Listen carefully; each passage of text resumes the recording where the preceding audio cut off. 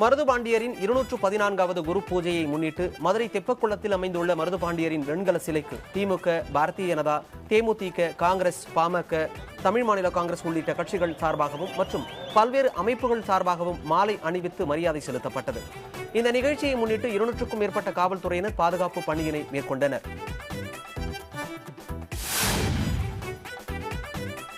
Chennai KK நகரில் தனியார் matric பள்ளி மாணவர்கள் மழைநீர் சேகரிப்பு குறித்த விழிப்புணர்வு பேரணியில் ஈடுபட்டனர். மழைநீரின் அவசியம் குறித்த பதாதைகளை ஏந்தியவாறு சுமார் 2 கிலோமீட்டர் தூரம் மாணவர்கள் பேரணியாக சென்றனர். மழைநீரை சேமிப்பது எப்படி என்பதை விளக்கும் விதமாக சென்னை மாநகராட்சி சார்பில் இந்த பேரணி நடைபெற்றது. பேரணியில் 200க்கும் அதிகமானவர்கள் பங்கேற்றனர்.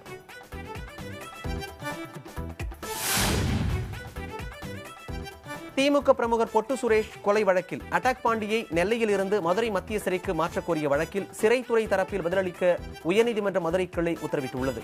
திமுக பிரமுகர் பொட்டு சுரேஷை கொலை உள்ளிட்ட பல்வேறு வழக்குகளில் தலைமறைவாக இருந்த அட்டாக் பாண்டியை மும்பையில் கைது செய்து மதுரை போலீசார் அழைத்து வந்தனர்.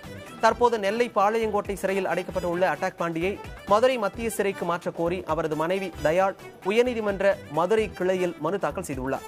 இந்த வழக்கை விசாரித்த நீதிபதி மாலா வரும் 2ஆம் தேதிக்குள் சிறைத்துறை தரப்பில் தகவல் கேட்டு பெற்று நீதிமன்றத்தில் தாக்கல் செய்ய உத்தரவிட்டார்.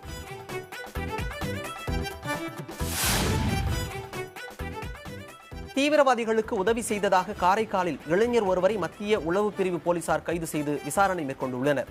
புதுவை மாநிலம் காரைக்கால் வள்ளலார் நகரில் குடியிருந்த தௌலத் மரைக்காயர் என்ற இளைஞரை மத்திய உளவு பிரிவு போலீசார் கைது செய்து அவரது வீட்டில் தீவிர சோதனை செய்துள்ளனர்.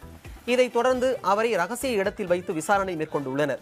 அவருக்கு தீவிரவாதிகளுடன் இருந்த தொடர்பு மற்றும் பணப்பரிமாற்றம் நடைபெற்றதா என்ற கோணத்தில் விசாரணை செய்து வருவதாக கூறப்படுகிறது.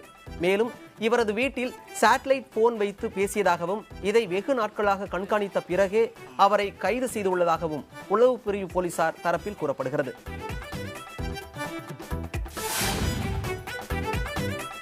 சேலம் மாவட்டம் ஏற்காட்டில் உள்ள சேர்வராய்ஸ் கலை மற்றும் அறிவியல் கல்லூரியில் புதிய தலைமுறை மாணவர் மன்றம் துவங்கப்பட்டுள்ளது. மாணவர்களின் திறனை அதிகரிக்கும் நோக்கத்துடன் துவங்கப்பட்டுள்ள இந்த மன்றத்தை கல்லூரியின் தாளாளர் தேவதாஸ், முதல்வர் மாரிமுத்து, சேலம் பெரியார் பல்கலைக்கழகத்தின் இதழியல் துறை தலைவர் நடராஜன், புதிய தலைமுறையின் தலைமைச் செயல் அதிகாரி ஷியாம்குமார் ஆகியோர் குத்துவிளக்கேற்றி துவக்கி வைத்தனர்.